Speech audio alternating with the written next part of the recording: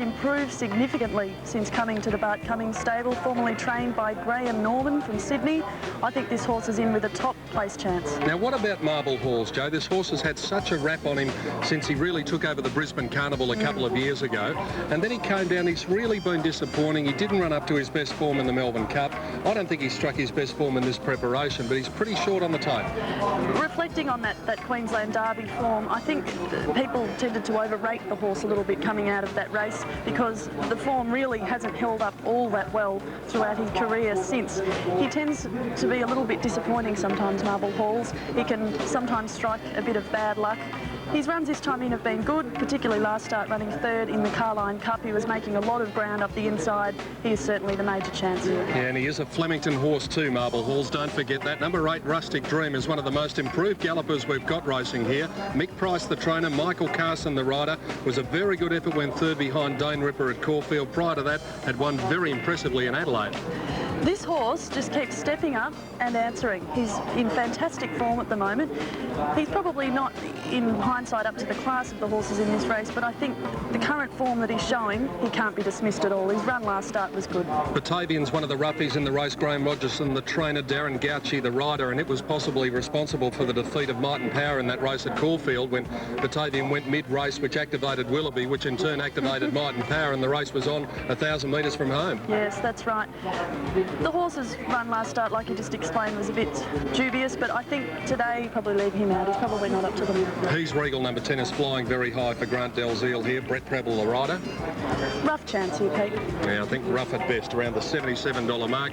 And now the Cox Plate winner, number 11, Dane Ripper, which is trained, of course, by the master Bart Cummings, looking for his 12th Australian Cup victory. Stephen King is the rider. Had the race run to suit at Caulfield, though, no doubt about that. Yes, she certainly did. She stormed home to snare that race. That was a very impressive performance.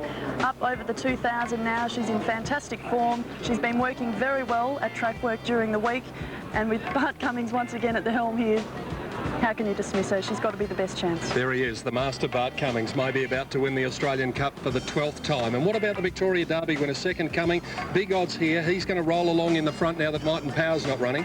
He is at big odds, but the horse has had some problems this preparation with his hoof, and I think that has to be a major query on him coming into a race of this calibre. Give us your tips, Joe, for the Australian Cup. I'm going to go out on a limb here. I'm going to tip Always Aloof on top from stablemate Marble Halls and Dane Ripper in for third. Well, I think Dane Ripper can win, and I've put in Doremus and Marble Halls as the hardest to beat. I think it might be a favourites Australian Cup. The map shows they start over by the 2,000, but again, we've got a relatively small field of 10. Tactics are going to play a big part in the running of the big race today. $1.25 million. There'll be no quarter asked and none given out there. Now let's go down to Anthony Mithen in the betting ring to get the latest betting update. Well, I can tell you, Peter, that these rails bookmakers are by far the busiest men in Australia at the moment.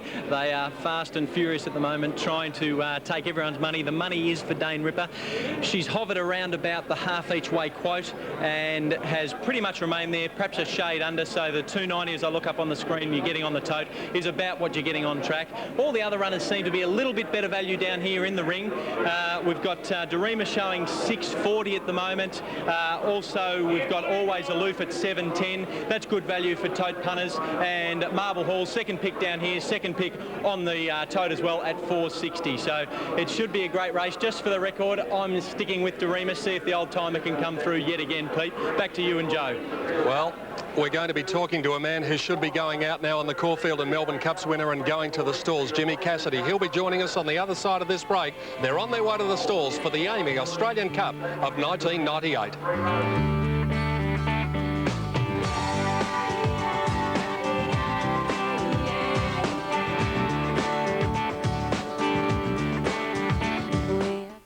Ian Bell.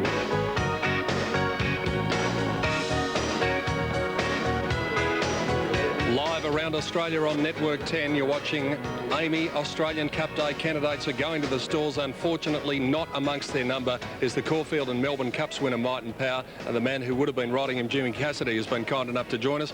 I suppose you're just as disappointed as we are that the horse isn't in the race today.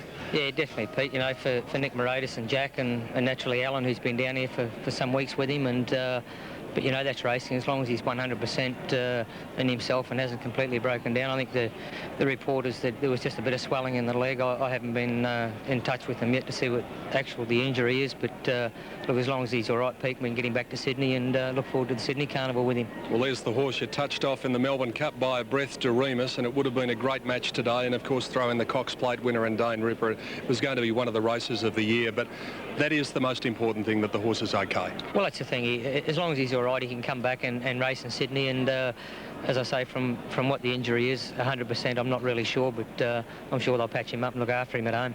Finally, Jimmy, do you know where it happened? Was it in that race at Caulfield or was it at track work? Do you know?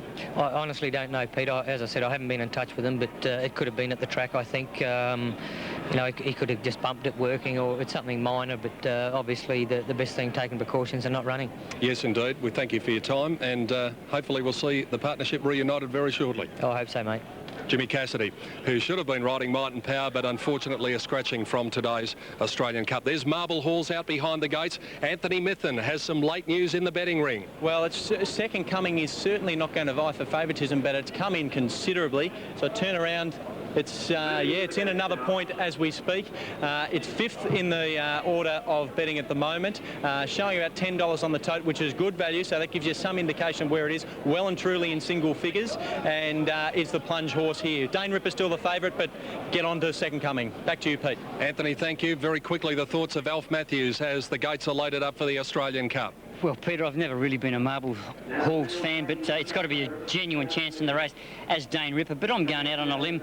I like what Joe liked, Always Aloof. I just think everyone's probably just underrated him. Lee put the speed into him last time when he won weight for age races at Caulfield, and I think it'll be very hard to beat. The thoughts of Alf Matthews. Dane Ripper moves in and completes the line. They're ready for the Australian Cup. Here's Sport 927's Brian Martin. About to break. They're set. Line is good, they're off and running. And Court of Honour on the inside, and Dane Ripper bounced away quickly. He's Regal went back with De Remus, and Delinquent dropped out to the back. Second coming in front in the early point now, going around the outside, Always Aloof. Dane Ripper is nice and handy, pushing up in the middle, third. Court of Honour fourth.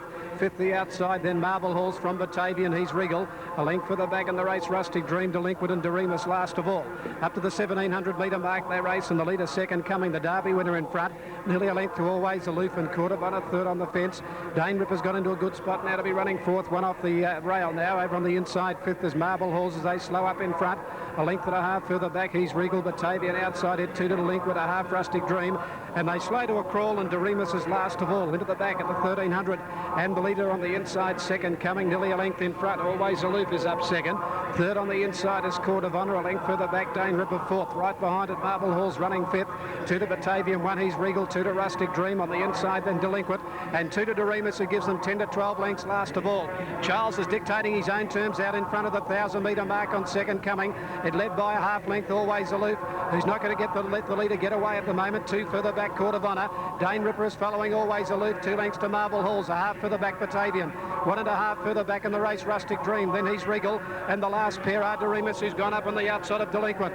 Coming to the 600 metre mark, and it's on the inside, second coming. Just being ridden along a little now is Always Aloof second. Court of Honour bottled up, Dane on the outside. Dane Ripper went up fourth when they come to the bend. At the 500 metre mark, second coming in front. Always Aloof is under pressure, and further out, Dane Ripper, who's being tailed home by Marble Halls. Court of Honour held up, two to Batavian, further back, Rustic Dream, Delinquent, and De Remus. Dane Ripper going well, goes up to second coming at the 300 metre mark. Now King lets her down, she draws a half, now a length in front, over second coming. Oh, look at her sprint now for Bart. Oh, away she goes, Dane Ripper, she put 3 on Marble Halls, and running on is Delinquent. It's all over though. Dane Ripper, Bart's got his 13th Australian Cup. Dane Ripper canters home by 4 lengths. Delinquent second ahead away, third is Marble Halls.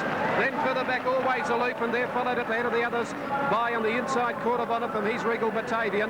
Well back, Rustic Dream, second coming, carved right up, and De Remus couldn't get going, he's near the tail. The Master has done it for the 12th time, J.B. Cummings.